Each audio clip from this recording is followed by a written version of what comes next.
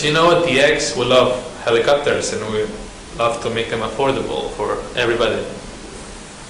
That's why we have here probably the best helicopter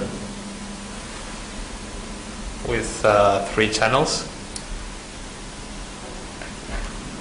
It's the Sigma S032. It has here in this rotor 4 blades for really stable flight. Also the gyroscope for same thing, same purpose, and a 2 speeds back rotor. As you can see, most of the parts are made, well, the chassis is made in plastic to resist well the impacts. We have a light here, and well, some other parts, like the real important parts, are made on really strong metal, like the tail and the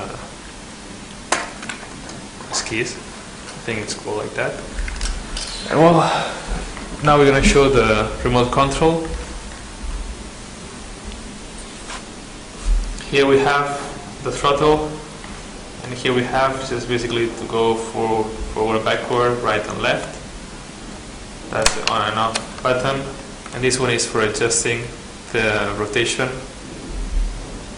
So if we see that it just spins to the right, we'll just put it to the left and the other way.